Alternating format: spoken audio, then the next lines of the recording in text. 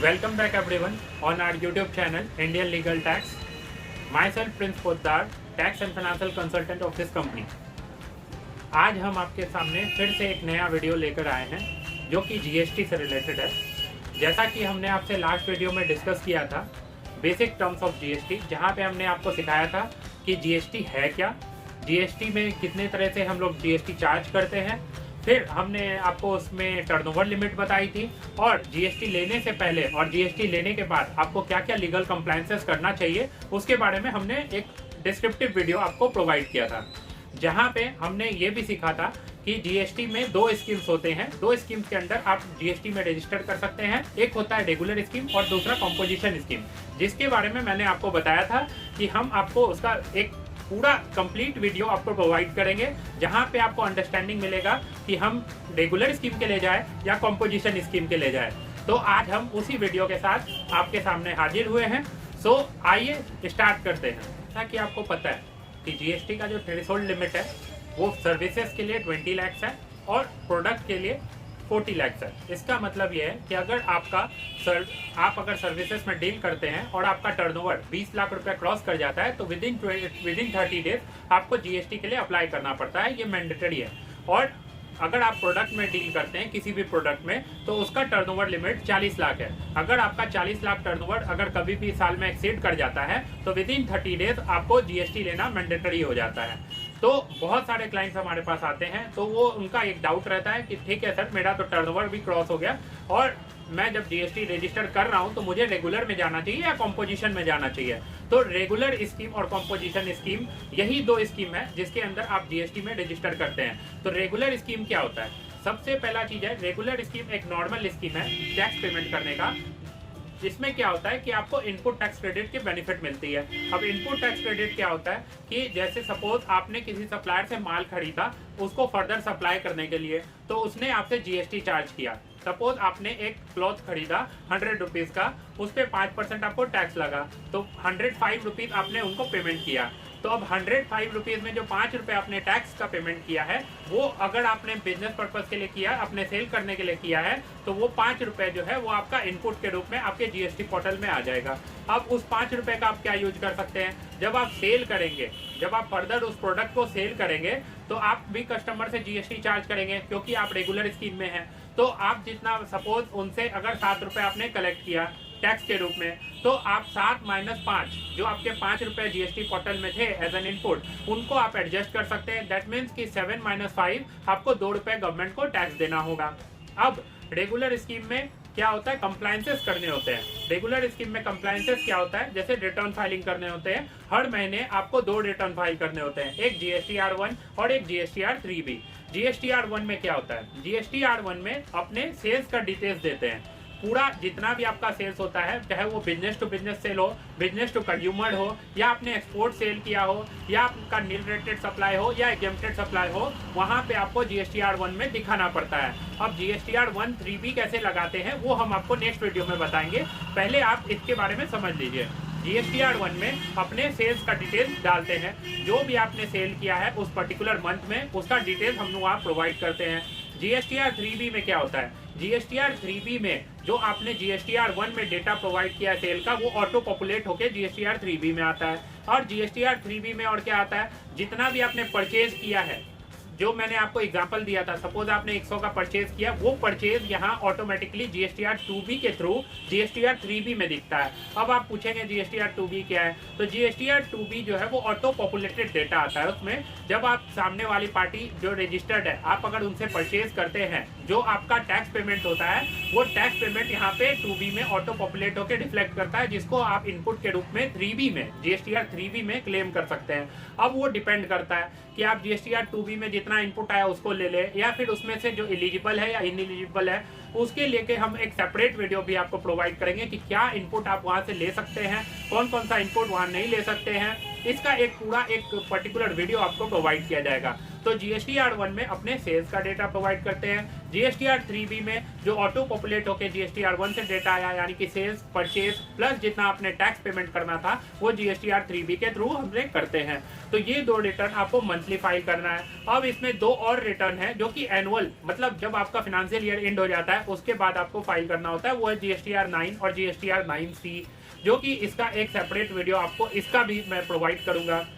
Regular scheme का जो सबसे बड़ा बेनिफिट है ना, वो ये है कि आप इंटर स्टेट और इंट्रा स्टेट सप्लाईज कर सकते हैं। इंटर स्टेट कहने का मतलब है एक स्टेट से दूसरे स्टेट में आप माल बेच सकते हैं और सर्विसेज सप्लाई कर सकते हैं, और इंट्रा स्टेट का मतलब है कि आप within the state sell करते हैं। जब तो आप रेगुलर स्कीम अगर लेते हैं तो आप इंटर स्टेट भी सप्लाई कर सकते हैं और इंट्रा स्टेट भी। अगर हम सिंपल भाषा में बोले तो आप जहां माल बेचना चाहे आप वहां बेच सकते हैं, एक्सपोर्ट कर सकते हैं, सब कुछ कर सकते हैं अगर आप रेगुलर स्कीम में हैं तो।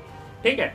अब रेगुलर स्कीम में क्या होता है, प्रोडक्ट का जो रेट होता है, प्रोडक्ट और सर्विसेज का जो रेट ऑफ टैक्स है ऑन प्रोडक्ट और सर्विसेज, वो डिपेंड करता है। डिपेंड करने का मतलब कि हर प्रोडक्ट पे, हर सर्विसेज पे एक डिफरेंट रेट गवर्नमेंट ने डिसाइड किया है, उस रेट पे आपको टैक्स चार्ज करना है अपने कस्टमर से।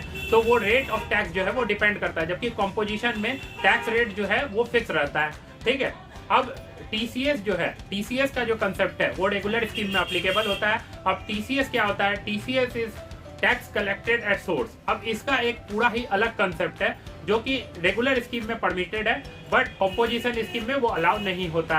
अब हर कोई जो है वो रेगुलर स्कीम ले सकता है, मतलब कि जो भी GST में रजिस्टर कर रहा है वो रेगुलर स्कीम ले सकता है, जबकि कॉम्पोजिशन स्कीम में कुछ टैक्स पेयर जो है वो कॉम्पोजिशन स्कीम नहीं ले सकते, उनको रेगुलर स्कीम में ही रहना पड़ता है। तो कॉम्पोजिशन स्कीम में कुछ एक्सेप्शन है, लेकिन रेगुलर स्कीम हर कोई ले सकता है।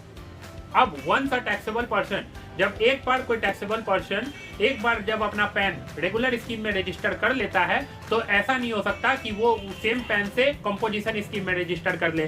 तो जब सब इस चीज को अच्छे से आप समझ लीजिए कि जब एक पैन से आप रेगुलर स्कीम में GST रजिस्टर कर चुके हैं तो आप सेम पैन से कंपोजिशन स्कीम में रजिस्टर नहीं कर सकते। ये बहुत बड़ा डाउट है लोगों का कि क्या हम एक ही पैन से 2 स्कीम ले सकते हैं, ऐसा नहीं हो सकता। आप एक बार जब रेगुलर स्कीम ले लिए तो आप कंपोजिशन स्कीम उस पैन से नहीं ले सकते। अब रेगुलर स्कीम का जो रेगुलर स्कीम वालों को इनवॉइस रेज करना पड़ता है अपने कस्टमर को। कहने का मतलब है आपको जब आप रेगुलर स्कीम ले लेते हैं GST में, तो आपको एक टैक्स इनवॉइस छापना पड़ता है। टैक्स इनवॉइस अपने कंपनी के नाम से, अपने बिजनेस के नाम से करवाना पड़ता है, और जब भी आप कोई प्रोडक्ट और सर्विसेज सेल करते हैं अपने कस्टमर को तो उनको टैक्स इनवॉइस देना पड़ता है, जिसमें GST नंबर मैंडेटरी है, जिसमें डेट मैंडेटरी है, और बहुत सारी चीजें हैं जो मैंडेटरी है, जिसमें सीरियल नंबर और सारा कुछ, details of the buyer, details, सारा कुछ डिटेल्स आपको जाता है, जिसमें CGST SGST का अलग से पोर्शन आपको दिखाना पड़ता है। सारा पूरा डिटेल में एक इनवॉइस आपको छपवाना पड़ेगा, और जब भी आप अपना प्रोडक्ट सेल करेंगे तो वो इनवॉइस आपको कस्टमर को देना पड़ेगा। तो मिला जुला के अभी तक आपने क्या समझा, जो सबसे बड़ा बेनिफिट है GST लेने का रेगुलर स्कीम में, वो ये है कि आपको इनपुट टैक्स क्रेडिट का बेनिफिट मिल जाएगा। ठीक है। इनपुट टैक्स क्रेडिट का बेनिफिट सबसे बड़ा बेनिफिट है जो आपको रेगुलर स्कीम में मिलता है। और दूसरा बात कि सबसे बड़ा बेनिफिट ये भी है कि आप जहां अपना माल बेचना चाहे वहां पे आप अपना प्रोडक्ट सेल कर सकते हैं, मतलब इंटर स्टेट भी सेल कर सकते हैं और इंट्रा स्टेट भी सेल कर सकते हैं। और एक इम्पॉर्टेंट बात, अगर आप ई-कॉमर्स प्लेटफॉर्म पे अपना प्रोडक्ट सेल करना चाहते हैं, जैसे फ्लिपकार्ट, अमेजोन, या अपना प्रोडक्ट कहीं भी सेल करना चाहते हैं, तो आपको रेगुलर स्कीम में रहना मैंडेटरी है। उसके लिए आप कंपोजिशन में नहीं जा सकते। अब डिमेरिट क्या है रेगुलर स्कीम का? रेगुलर स्कीम का सबसे बड़ा डिमेरिट है कि आपको कंप्लायंसेस करना पड़ता है। कंप्लायंसेस कहने का मतलब कि आपको मंथली रिटर्न फाइल करना पड़ता है, जो कि बहुत लोगों के लिए थोड़ा सा हैक्टिक हो जाता है। कहने का मतलब है कि आपको हर महीने, जो कि मैंने आपको डेट बताया था कि 10 तारीख से पहले आपको अपना, 11 तारीख से पहले, 10 तारीख से पहले आपको अपना डेटा रेडी करके GSTR 1 फाइल कर देना है, और 20 से 21 तारीख के बीच में आपको GSTR 3B फाइल कर देना है। अगर आप ऐसा नहीं कर पाते तो फिर पेनाल्टी लग जाती है। तो सबसे बड़ा प्रॉब्लम ये है कि सबसे बड़ा डिमेरिट जिसको आप बोल सकते हैं कि आपको लीगल कंप्लायंसेस करना पड़ता है। दूसरा सबसे इम्पोर्टेंट चीज जो कि आप डिमेरिट कंसिडर कर सकते हैं वो है कि आपको अकाउंटिंग रिकॉर्ड मेंटेन करना पड़ता है। होपफुली मैंने आपको मेरिट्स और डिमेरिट जो है रेगुलर स्कीम का वो क्लियर कर दिया है। अब बहुत सारे लोगों का ये डाउट आता है कि क्या हम रेगुलर से कंपोजिशन स्कीम में जा सकते हैं। तो बिल्कुल जा सकते हैं। रेगुलर से कंपोजिशन स्कीम में आप जब चाहे तब जा सकते हैं, at any time during the financial year. अगर आप जाना चाहें तो जा सकते हैं, लेकिन इसमें क्या होगा, जितना आपका इनपुट था, अगर आपका इनपुट अगर जीएसटी पोर्टल में स्टोर्ड है तो वो आपको गवर्नमेंट को रिवर्स करना पड़ेगा, वो आपका एक तरह से लॉस हो जाएगा। तो आप कभी भी रेगुलर से कंपोजिशन में जा सकते हैं at any time during the financial year. अब हम आते हैं कंपोजिशन स्कीम की तरफ। कंपोजिशन स्कीम किनको लेना चाहिए? तो जिनका जो टर्नओवर लिमिट है कंपोजिशन स्कीम का वो ये है कि अगर आपका 1.5 करोड़ से कम का टर्नओवर है ड्यूरिंग द फाइनेंशियल ईयर, अगर आपका 1.5 करोड़ से कम का अगर टर्नओवर है तो आप कंपोजिशन स्कीम ऑप्ट कर सकते हैं। तो ये बेसिकली स्मॉल टैक्स पेयर के लिए है जिनका टर्नओवर 1.5 करोड़ से कम है। अब क्या है कि इसमें क्या बेनिफिट है? तो कंपोजिशन स्कीम वाले को सबसे बड़ा बेनिफिट जो ये है कि इनको मंथली रिटर्न फाइल नहीं करना, इनको क्वार्टरली रिटर्न फाइल करना है CMP 08 में, और एक एनुअल रिटर्न फाइल करना है, 2 एनुअल रिटर्न फाइल करना है, एक तो GSTR 4 में और एक GSTR 9A में। ये 2 एनुअल रिटर्न फाइल करना है। तो इसमें इतना रिकॉर्ड मेंटेन करने का जरूरत नहीं है, जस्ट आप सेल्स बताएंगे और उसके अनुसार आपको जितना आपके प्रोडक्ट पे रेट ऑफ टैक्स होगा जो कि फिक्स रहता है। कंपोजिशन स्कीम में रेट ऑफ टैक्स जो है प्रोडक्ट पे वो फिक्स रहता है, वो 1% से लेकर 6% तक वैरी करता है। वो उस परसेंटेज के बेसिस पे आप गवर्नमेंट को अपना सेल दिखाएंगे और उसके बेसिस पे टैक्स पेमेंट कर देंगे। तो कंपोजिशन स्कीम बहुत ही सिंपल है और बहुत ही सिंपल रखा गया है स्मॉल टैक्स पेयर को के लिए, ताकि उनको कोई तरह का प्रॉब्लम फेस ना हो और वो आसानी से अपना रिटर्न भी फाइल कर ले और सारा चीज़ें क्लियर रहे। सबसे बड़ा नुकसान जो कंपोजिशन स्कीम में है वो ये है कि आपको इनपुट टैक्स क्रेडिट का बेनिफिट नहीं मिलेगा। जो इनपुट टैक्स क्रेडिट का आपको बेनिफिट रेगुलर स्कीम में मिल रहा था, जहाँ पे आप अपना जो टैक्स सप्लायर को पे कर रहे थे और जो टैक्स आप रिसीव कर रहे थे कस्टमर से, उसको एडजस्ट करके गवर्नमेंट को टैक्स पेमेंट कर रहे थे, वो आप यहाँ पे नहीं कर सकते। मतलब जो टैक्स आपको देना होगा वो आउट ऑफ द पॉकेट ही आपको देना पड़ेगा, वो आप एडजस्ट नहीं कर सकते। इनपुट टैक्स क्रेडिट का बेनिफिट यहाँ पे नहीं है। क्या है कि कौन कौन से ऐसे लोग हैं, कौन कौन से ऐसे बिजनेसेस हैं जो कंपोजिशन स्कीम नहीं ले सकते? तो कंपोजिशन स्कीम कौन नहीं ले सकता? कंपोजिशन स्कीम जो इंटर स्टेट सप्लाई कर रहा है, जो अपना माल एक स्टेट से दूसरे स्टेट में सप्लाई कर रहा है, वो कंपोजिशन स्कीम नहीं ले सकता है। दूसरा, जो नॉन टैक्सेबल सप्लाईज कर रहा है, कुछ ऐसे गुड्स होते हैं जिसपे टैक्स रेट निल होता है, नॉन टैक्सेबल है वो, तो वो अगर कोई आप अगर वैसा सप्लाई कर रहे हैं, अपने बिजनेस से वैसा सप्लाई कर रहे हैं, तो वो भी कंपोजिशन स्कीम नहीं ले सकते, उनको रेगुलर स्कीम में रहना होगा। तीसरा, जो ई-कॉमर्स ऑपरेटर के थ्रू जो अपना प्रोडक्ट सेल कर रहे हैं, जैसे फ्लिपकार्ट और अमेजॉन, ये सब के थ्रू जो अपना प्रोडक्ट सेल कर रहे हैं, वो लोग भी कंपोजिशन स्कीम नहीं ले सकते।